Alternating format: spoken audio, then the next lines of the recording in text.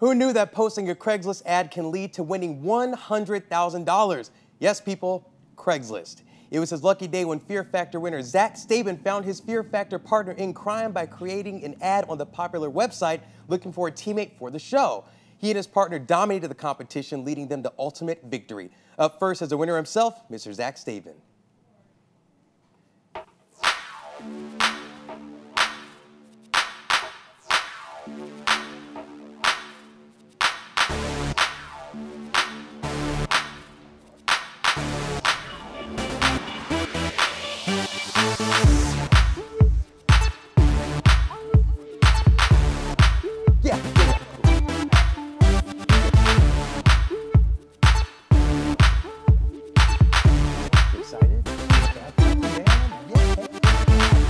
Welcome to Reality Check. I'm Howard Henley. Here with me is Zach Staben. Zach famously found his Fear Factor partner by creating an ad on Craigslist. The two got down and dirty, completing the task needed to win the grand prize of $100,000.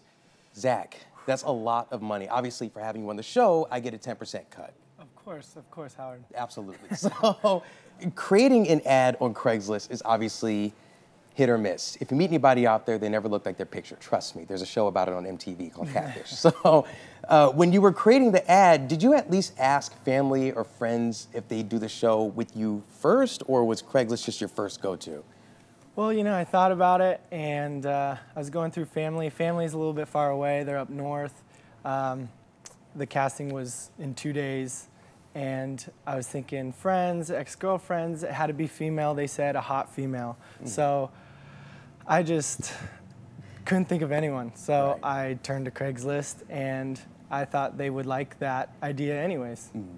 Did you get a lot of hits? Like when you made the ad, did you just say looking for a hot girl, or was it just like, hey, looking for a Fear Factor partner? I kind of said the casting agency was looking for a beautiful girl, so I need to find one. And so you didn't sound like a creep. Yeah, I didn't want to sound like a creep, basically. Right. Exactly. How many hits did you get? I mean, I got about 10 hits, but I went with the first girl who replied, and I just went with her because I had the casting in like the next day, so I had to get on it quick, you know. Were you doubtful when you made the ad?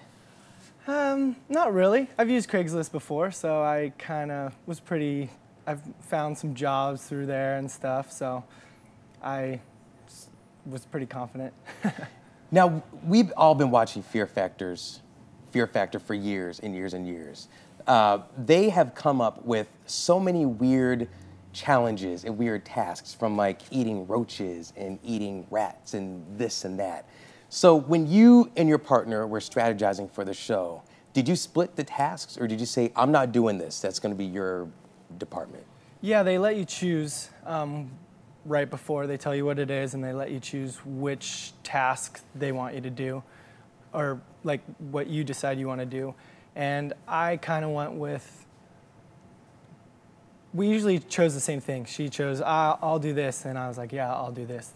I think this will work out the best. So you chose the gross stuff, and she chose all the other normal people stuff. Pretty much.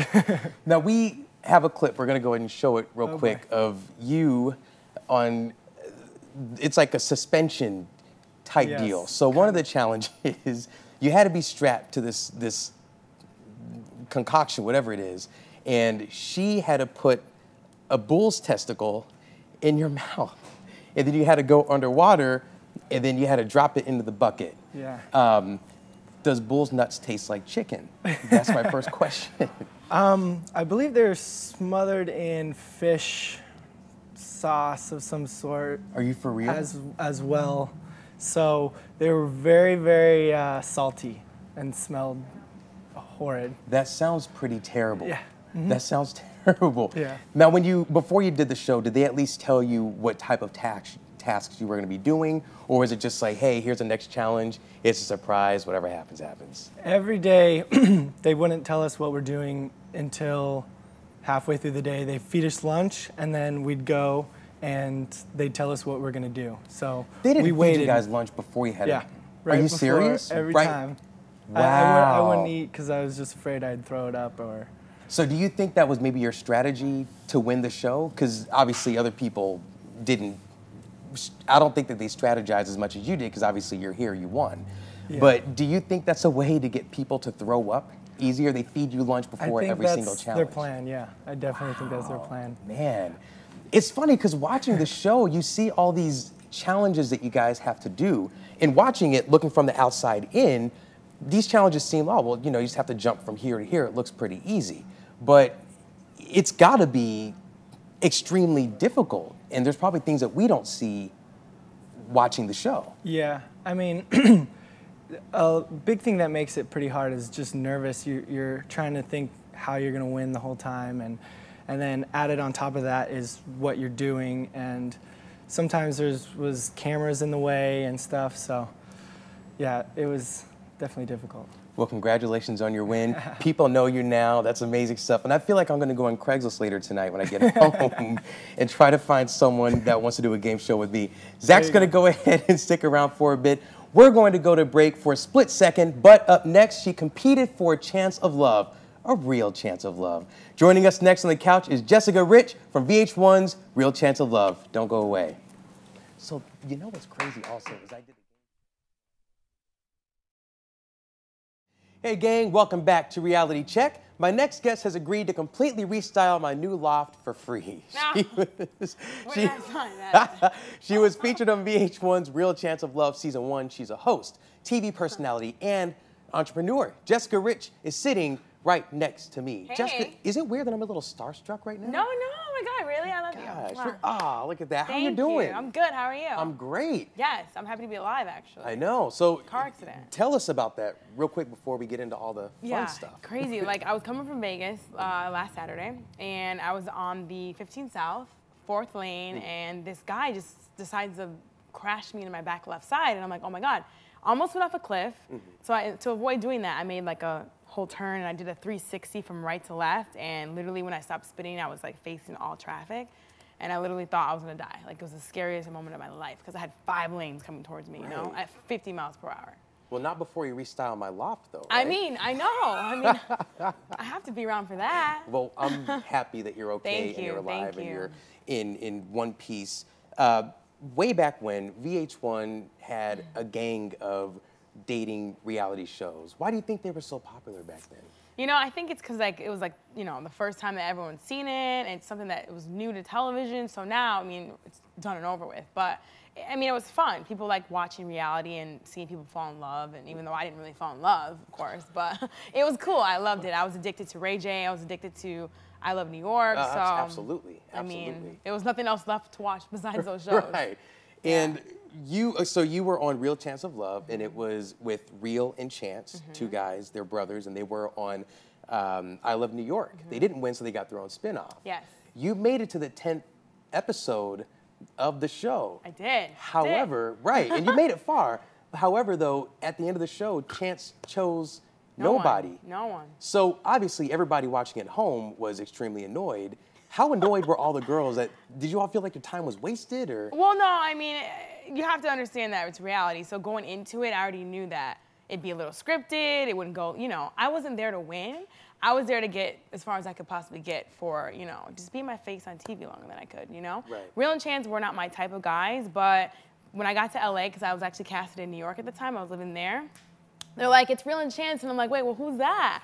I was hoping it was Buddha. Do you remember Buddha? I remember Buddha. Oh, he's actually so going to cute. be doing the show soon. Yeah, he's cute. And I was like, oh my God, Buddha. And they're like, no, it's Real and Chance. I'm like, okay, well, I'll still do the show because I'm not going to go home. Right. So that was what it was. And, you know, I think on the streets, I would never talk to either one of them. Physically, they're not my type. Right. They're way too you flamboyant. Going in right now. I'm just saying, people always ask me, were they your type? I'm like, no, they weren't my type. Right. My type's like this, you know, cute dress, like Look at this. well-groomed, not long hair, I don't want to be in the mirror with you, you know? Right. So, yeah.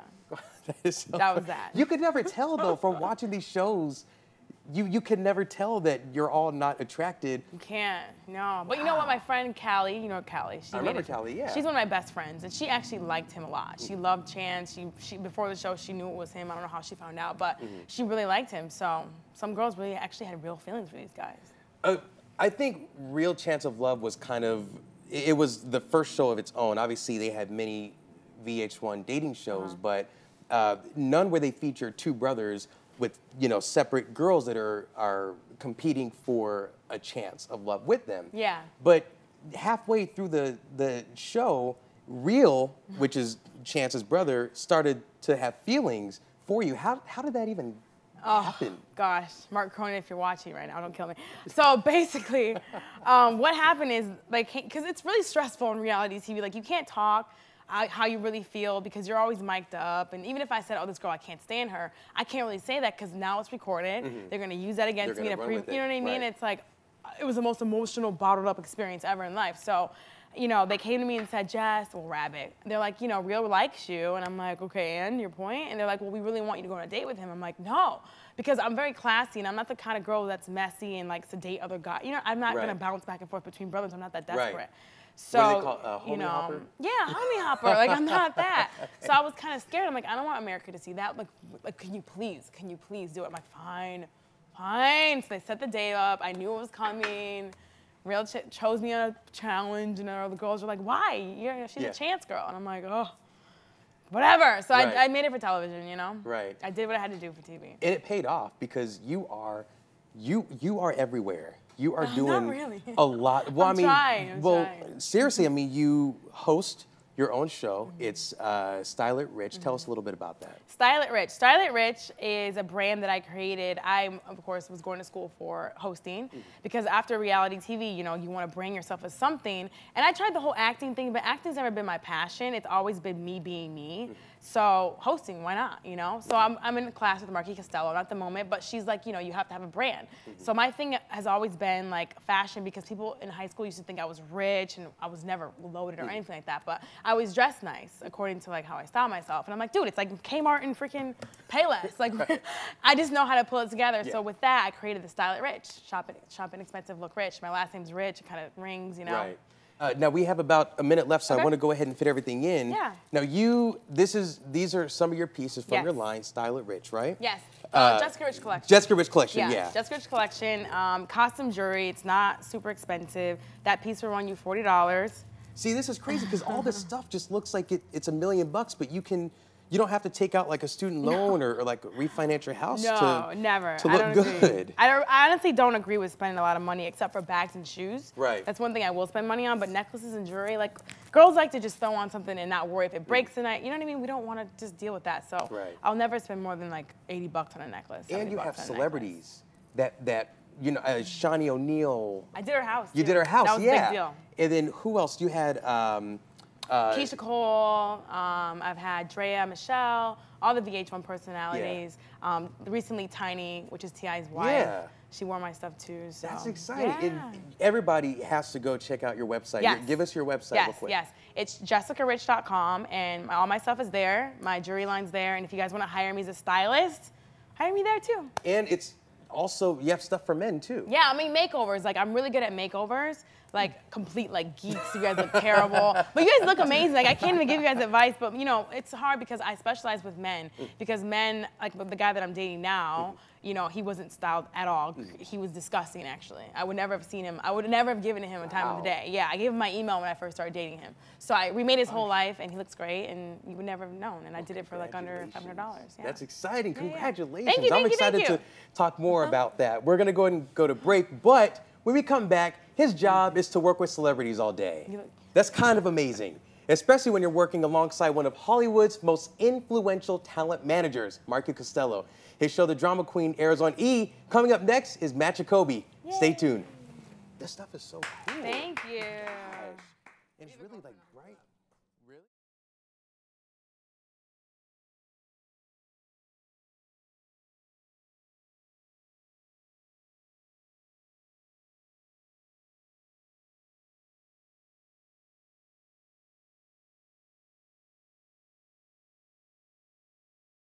Welcome back to Reality Check. Joining us, we have Jessica Rich. We also have Zach Staben, and you've seen him on Style Network's Juliana and Bill. You can read his lifestyle blog at theotherhubby.com and catch him on E's The Drama Queen alongside Hollywood royalty Marky Costello, Matt Jacobi. Look at that. You are everything. You do so much. That was like 10 paragraphs I just read. Oh, that's very kind. I don't know about everything, but I'm I'm loving my Hollywood journey so far. Now tell us about your show. Well, the Drama Queen is basically the behind the scenes of a talent management firm. So if you want to be the next Ryan Seacrest, then this is the show to watch. I am the next Ryan Seacrest. So it is a good show, and I see that you guys have tons of celebrities in and out. Now, did you know who Marky Costello was before you decided to work with her? Of course. I mean, Marky is so well known in this town. She was Lou Costello's granddaughter of the famous Abbott and Costello comedy duo. And she is also super well known for her boot camp hosting classes. So I actually took one of her boot camp classes, and we just kind of fell in love with each other. Everybody, Jessica. Yeah. You know, she can also attest. She's amazing. Yeah. Thank you. Well done. Now, I was on E the other day, and on E, they show different clips. Yeah. And they title the clips like little mini, sentences or whatever. So there was one clip that said, Marky makes her client cry. Oh, yeah. So obviously you have to have very tough skin, not even just to be in the industry, You have to but have to balls be to be in Marky's class. Really? Yes, and you have to, like, Marky, we call her Mama Marky, because she does take so much care of her clients, but she's firm and she tells it like it is. There's no sugarcoating when it comes to Marky. Right. And that's kind of the fun part of my job, is to work with her and, you know, learn the ropes of what it takes to get to the next level in this town. Now you also do you still work with Juliana Rancic? And I worked with Juliana Rancic for about 4 or 5 years as her personal assistant. Have you ever been an assistant? No, but I have an assistant though. But you have one. Yeah. Well, it's unpaid. Sorry, maybe one day, Judy. It was one of the best jobs I've ever had, and my first job here in Los Angeles. So it was like one of the best experiences. Good. Yeah. Now you also are a writer, pretty much. I had a chance to read your article for Huffington Post. I love Huffington Post. They're amazing. And I have to say, reading it was just, your story is incredible. So it's your story about coming out and being bullied when you were younger. What motivated you to tell your story? You know, I just think the more you talk about being bullied and just having another gay person on television, you know, I look up to somebody that inspires me is like Neil Patrick Harris, and kind of the relationship and love he has for his partner and his 2 children. You know, I wanted to just kind of add my story to it to maybe inspire some kids out there as well. Now, if you can maybe just give us like a brief mini story about your coming out story for those who haven't had a chance to read it just yet. Well, like many, you know, gay kids growing up, high school is never the most enjoyable time. I was really severely bullied, but with the support of my family and, you know, my friends and moving away to college, I think it just teaches you that to learn to love yourself. And, you know, we do live in a world where everybody has an opinion and they could think whatever they want. But as long as you believe in yourself and are surrounded by good people, I think that's the way to get through life, and especially bullying. With kids that, in your opinion, with kids that bully other children, do you think that they're programmed by society or by other kids or by the parents? I think it's a combination of everything. You know, a lot of it has to do with your home base and what you learn and what's on TV. Let's talk about Duck Dynasty for a moment and the comments that Phil, the character, said on there. You know, that just kind of fuels and adds to the bullying fire. So many kids watch that show, and if they hear Phil, you know, say comments like that, they maybe look up to. Yeah. So I just think that the more love you have in your home and the more you're educated on, you know, being gay, it's you know, it's something that I think a lot of people just need to be a little bit more aware of.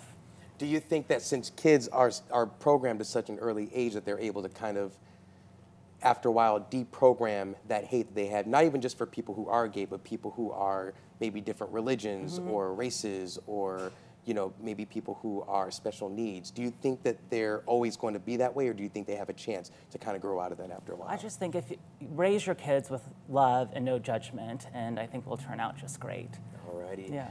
Well, it is that time. We do have to take a break. My guests and I will be back in just a bit to answer some of your burning questions. Reality Check. We'll be right back on Bite Size TV. Good job. Seriously, I read it.